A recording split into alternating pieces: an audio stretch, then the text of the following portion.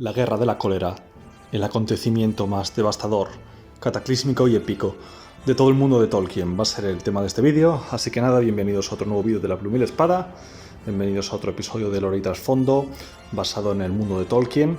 Entonces bueno, antes de continuar, pues eso, el pequeño aviso de que el vídeo puede contener y va a contener un poco de spoiler, ¿no? Entonces venga. Esto aparece en el Silmarillion, la Guerra de la Cólera, y es, por así decirlo, la guerra definitiva, la guerra total, en la cual los Valar, los dioses, por así decirlo, del mundo de Tolkien, deciden intervenir en la Tierra Media, deciden abandonar el aislacionismo en el que estaban, en las tierras imperecederas en Valinor, y ese aislacionismo y esa pasividad, que en parte también era para castigar a los Noldor, a los altos elfos, por su arrogancia y sus crímenes pasados, pues deciden abandonar ese estado de no intervención e intervenir directamente, sobre todo viendo pues el poder imparable de Morgoth, de Melkor, que ya había sometido a todos los reinos élficos de Beleriand, tenía también a los humanos de rodillas y tenía ya pues la Tierra Media casi del todo conquistada, ¿no? Entonces bueno, ya los Valar se dieron cuenta de que si no lo detenían, pues podía convertirse en una seria amenaza incluso para ellos. Entonces bueno, todo esto vino del heraldo Eärendil, que viajó a Valinor, viajó desde la Tierra Media, era un semielfo que viajó a suplicar ayuda a los Valar y el perdón para los Noldor. Entonces los Valar vieron que efectivamente la amenaza de Morgoth, de Señor Oscuro, era demasiado fuerte como para ignorarla. Llegados a ese punto, vieron que si ellos no intervenían en la Tierra Media ya no había fuerza capaz de desafiarle.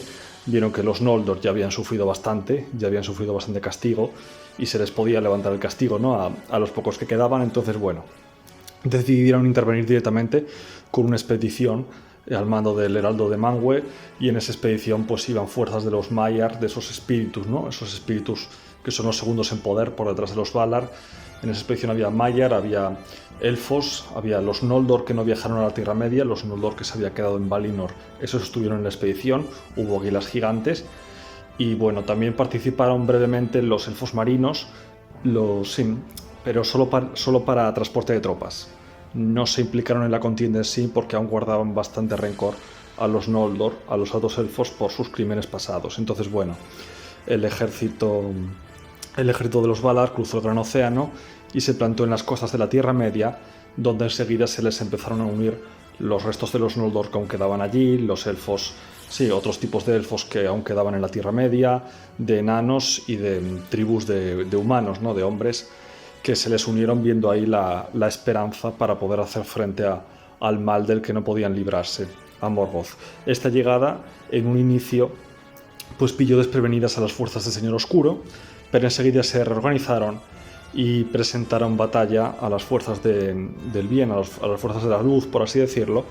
En Anfaulid, en esa llanura, pues Morgoth mandó primero a sus fuerzas terrestres de orcos, wargos y hombres cetrinos, ¿no? Los humanos que estaban a su servicio, que se enfrentaron a los elfos, a los elfos y a los humanos y a los Maiar, ¿no? Entonces, en esa batalla terrestre, las fuerzas enviadas por los Valar, las fuerzas de Valinor, obtuvieron una aplastante victoria, por lo menos inicialmente, hasta que Morgoth mandó un contraataque con sus Balrogs y sus dragones. Y ese contraataque inicialmente fue exitoso e hizo retroceder a las fuerzas del bien, y parecía que las fuerzas del Señor Oscuro le iban a dar la vuelta a la situación, pero entonces intervinieron las águilas y Eärendil en su barco volador, y bueno, pues en una gran batalla aérea que se prolongó bastante, las águilas, al mando de su rey Zorondor, y sobre todo gracias a la intervención de Eärendil, que acabó con el enorme dragón negro Ancalagon el Negro, que era el dragón más grande que había y que llegaría a ver en toda la Tierra Media.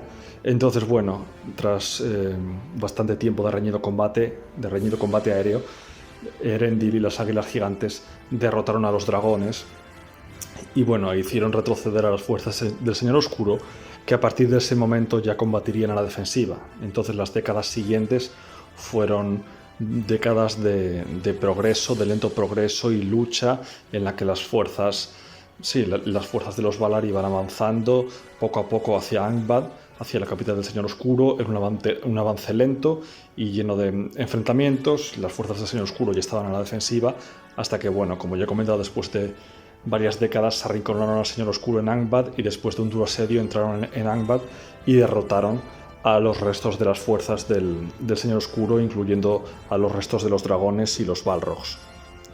El Señor Oscuro fue aprisionado, encadenado, le cortaron los pies y lo mandaron al vacío eterno, donde permanecerá durante toda la eternidad.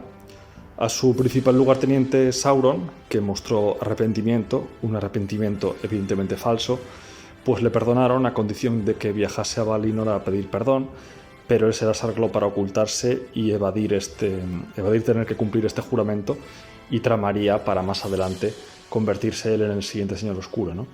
Las fuerzas de la oscuridad fueron prácticamente desmanteladas, salvo un dragón que quedaría aislado, por algún grupo de orcos o wargos, etc., o el Balrog conocido como el Daño de Durin, pero bueno, quitando algunos restos, las fuerzas de la oscuridad fueron casi del todo desmanteladas, la fortaleza y la tierra de Angband fue totalmente desmantelada también.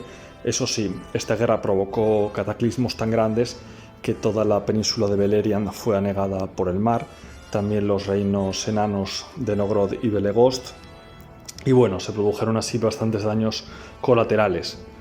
Por este motivo, los Valar en su día tampoco querían... Este era otro de los motivos por el que no querían intervenir en la Tierra Media los Valar, porque no querían causar más daños colaterales de lo necesario. Lo que pasa es que llegó un punto que ya se dieron cuenta de que era necesario. Si no intervenían directamente, nadie iba a poder parar a Morgoth, no a Melkor. Entonces, bueno, esta guerra, la Guerra de la Cólera, este evento, que fue el más cataclísmico de la Tierra Media, pues terminaría con la época del primer Señor Oscuro y con las guerras de Beleriand, aunque a un coste muy alto. Entonces, bueno, darle like al vídeo, suscribiros para más contenido y recordad que dejo los enlaces a mi blog y a mi material ahí abajo, www.laplumaespada.es. Adiós.